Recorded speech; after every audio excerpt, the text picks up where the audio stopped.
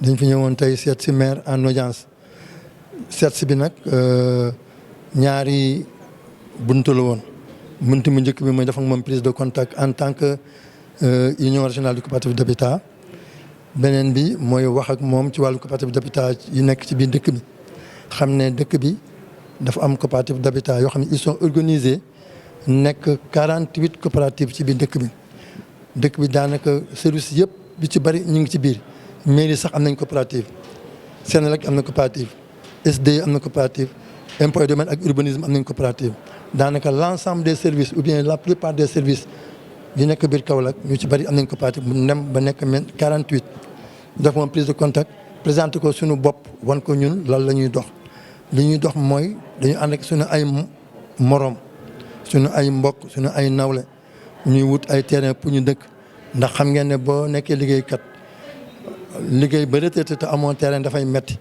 te yaakaar ñu ko fenn lu dul ci état bi ou bien ci mairie bi état bi jox nañu terrain lu mat 500 parcelles au niveau de la ZAC de Sing Sing Kabutoki léegi nag mais des nañu ay membres yu bari amuñu terrain plus de 2000 membres amuñu terrain moo tax ñu ñëw seet si tey monsieur le maire ne ko bés boo amee lotissement booy def bàyyi xel coopérative parce que nous sommes organisés te ñun xam nañu am nañ suñu liste am nañ suñu lépp ba pare am nañu ay tuuti épargne bu ñu am au niveau de la banque BHS boo ñu dimbalee jox ñu terrain ñun dinañ defaral suñu bopp lii moo taxoon ñu ñëwoon fi tey seet si woon ko. beneen seet si bi mooy coopérative impôts et domaines ak urbanisme moom tamit dañu am litige bu ñu am suñu diggante ak état bi ndax dañu amoon terrain yi bu ñu joxoon 6 hectares foofu fi ñu jox moo nekk ci kanamu jumaan ji ko Kébé bi foofu biñ ñu koy jox dafay taa ndox Kaolack kenn soxla ko woon biñ ñu koy jox biñ ñu koy jox directeur bi donc ñu wax ne fii baaxul ñu ne ko ñun bëgg nañu ndax ñun fu mu placement bi fu mu placé moo taxoon ñu bëgg ko ñun boo ñu ko joxee dañ koy sëkk defar ko bu mu baax ci liñ ñu ko jox ñu wut suñu kayit yëpp am suñuy boo am lépp defar yëpp séddale def lotissement bi yëpp état bi toog ba mu neex ko Mariama Sarr ne dafa soxla foofu pour def ko marché régional gouverneur jàppale ko ñu fexe bañ nangu suñu terrain yooyu moo tax ñu seet ci tey maire pour que moom mu mun ñu dimbali ñu mun jotaal suñu terrain yooyu ou bien ñu jaaj ñu dédommagé jox ñu feneen ndax dañu ko foq ci suñu loxo par force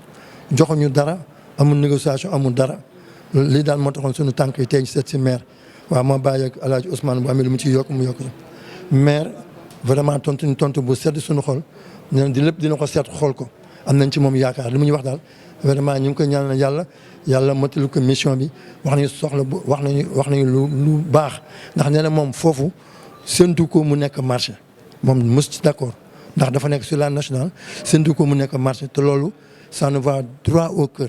Alors l'objet de notre rencontre aujourd'hui, et je vais commencer là où il a terminé, féliciter le maire et toute son équipe. Premièrement, l'accueil a été très, très chaleureux. Et nous avons appris sur lui que nous avons devant nous un homme qui veut innover.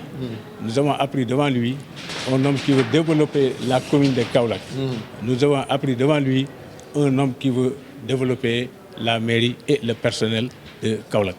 Vraiment, c'est un homme très, très, très, très chaleureux. Il nous a accueillis d'une façon exceptionnelle.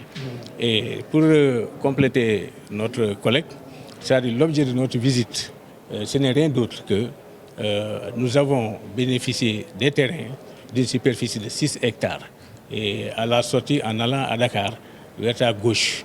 Et ces terrains étaient destinés aux agents des impôts, des domaines du cadastre et de l'urbanisme. Et ça fait l'objet de 83 parcelles et qui ont été mis en baux. Donc c'est des baux qui ont été signés par le ministère de l'économie et des finances. Ça a été approuvé par l'État du Sénégal. Alors maintenant, à notre grande surprise, et nous avons appris d'un coup fatal que l'État veut ériger ça à un marché régional. Et voilà pourquoi ils ont désaffecté le terrain au nord de l'État. Et il y a un décret de désaffectation qui a été signé par le président de la République. Nous, ce que nous revendiquons, parce que ces terrains-là font l'objet des baux, il y a même ceux qui ont des certificats d'inscription au livre foncier. Alors ce que nous voulons et ce que nous déplorons, d'abord c'est la façon dont ils ont récupéré le terrain. Deuxièmement, nous voulons quand même une récompense, c'est une compensation.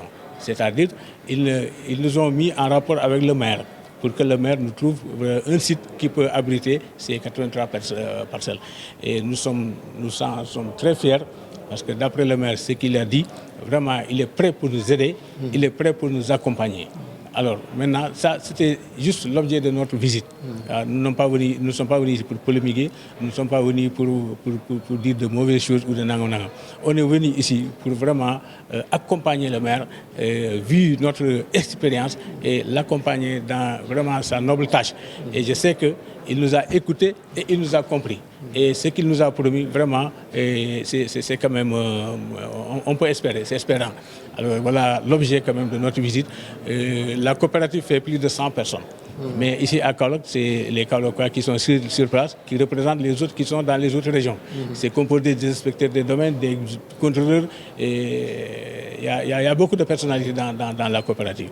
Mais comme c'est nous qui sommes là, voilà pourquoi on est appelé à piloter ce problème-là. Donc lui, c'est le président Boubacar Ndiaye, il y a un autre Souaïbou Diallo, il y a Pam Dene Ndiaye, et il y a d'autres qui sont derrière nous. Donc à la sortie de cette visite, nous allons rendre compte fidèlement à ceux qui nous sont délégués pour leur dire vraiment ce que nous avons vu ici et ce que nous avons appris de M. le maire Serigne Mboup, que nous encourageons vraiment qu'il réussisse à ses objectifs, que Dieu l'accompagne vraiment pour que Kaolack et la commune de Kaolack soient citées parmi les meilleures communes.